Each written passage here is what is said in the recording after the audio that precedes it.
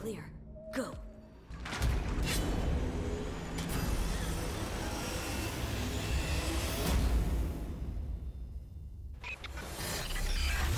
Welcome back to another Cyberpunk 2077 history and lore discussion, this time focusing on Infocomp, a small but very influential corporate think tank and information broker with a regional office in Night City. The story of Infocomp begins when the Gang of Four was swept away during the fall of the USA. In my Pondsmith Cyberpunk narrative, the Gang of Four refers to the CIA, NSC, FBI, and DEA. The United States was forced to meld the remainder of its intelligence services with the resources of the notorious Beltway bandits, the infamous consultancy services who for years had competed with the CIA, DIA, and FBI in data compilation, charging fees considered exorbitant even by most congressmen. At the turn of the century, the CIA was reorganized into a lean, mean intelligence force, while the DIA was replaced by a new breed of military think tanks, who specifically catered to the armed forces. Radical changes in the world's economic, political, and military structures made data previously compiled by the bandits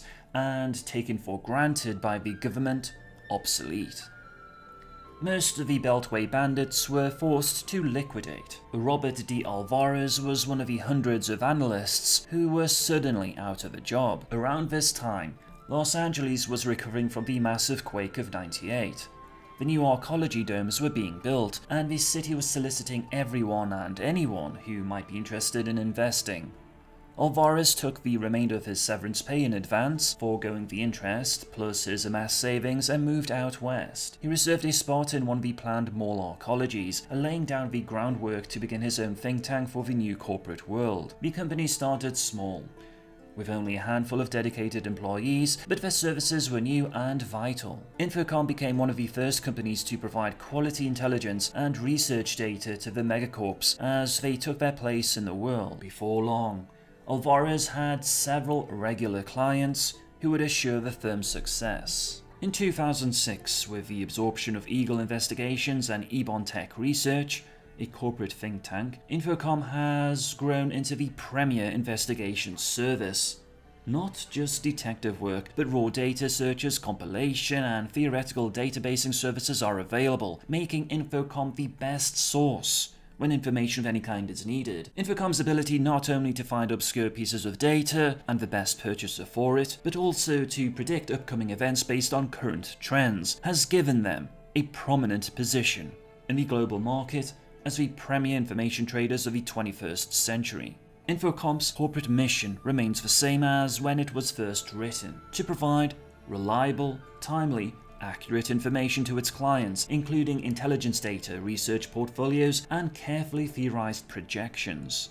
The range of information is wide, including but not limited to technological, economic, and personal material. The corporation is rumored to have the most complete compilation of information in existence, including the most complete copy of the Library of Congress currently existing video footage, sound recordings, hard copy texts, data chips, magnetic media, and photographs are all stored in Infocomp's vaults and have been digitized into what is probably the largest single information database in existence. It has been said that Infocomp staff members are the most advanced detectives in the world.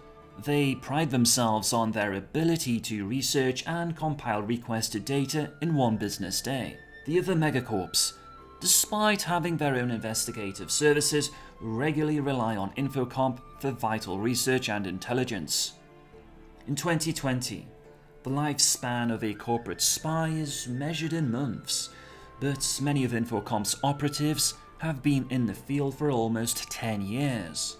In addition to compiling new data to order, Infocomp also allows clients to access their existing databanks. They have a massive library of information, backed up many times in many locations, but stored mainly in the cold storage computer core at the main office. Other organizations are constantly using the system, and therefore no one would dare touch it. Dozens of redundant systems exist to keep this library functioning, no matter what, and Alvarez has been known to joke that global nuclear war would not shut down the system.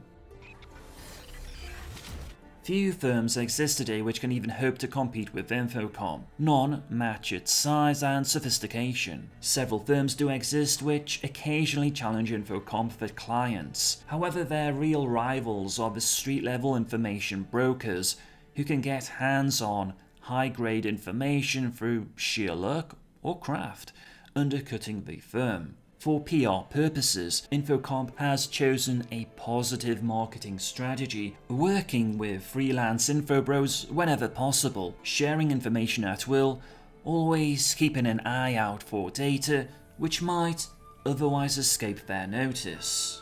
They have taken offensive action against certain individuals when required, but Infocomp prefers not to get their hands dirty. Infocomp's intelligence operatives are highly skilled and experienced, and given that many are refugees from the Gang of Four and other intelligence bureaus around the world, their job description is very simple: gather information on a specific target. Infocomp is not so much interested in the actual blueprints, specs, or exact devices. For example, just knowing that Militech is working on an autonomous combat tank is enough. Unofficially, the covert arm of Infocomp hires individuals, but by invitation only. Joining this group means reaching a new definition of company loyalty. Individuals who are lucky enough to qualify for this duty will find themselves flung to far corners of the world, and even into space, to enforce company policy. The Covert Corps is not just a group of overarmed killers and cyber psychos. They need people who fill various roles, particularly netrunners, techies, corporates, and fixers, along with the usual solos. Previously in Cyberpunk 2020, due to the nature of Infocomp's modus operandi, it provided a cornucopia of contracts for any competent Edgerunner wanting to make some serious eddies. An example of such a contract was finding one of their missing operatives, Stefan Abramovich, a spider-full Borg that mysteriously defected. The contract for the quest is a man named David Chu, one of the chief technicians from Infocomp's Cyber Research Division. In typical cyberpunk fashion, David is very concerned about Stefan, but in reality, he works as a spy for Arasaka. This presents the player a myriad of difficult decisions to make should they discover David's true motives, and perhaps provides a glimpse of what Mike Pondsmith and CD Projekt Red can do with the 2077 narrative. Another potential point of interest is that Infocomp's Night City regional office was situated within walking distance of Arasaka Towers, the same tower where Morgan Blackhand detonated a nuclear demolition charge at the end of the Fourth Corporate War. Should Infocom return to Night City in Cyberpunk Red and Cyberpunk 2077, the question which arises is if these information brokers will return to the corporate plaza or relocate elsewhere.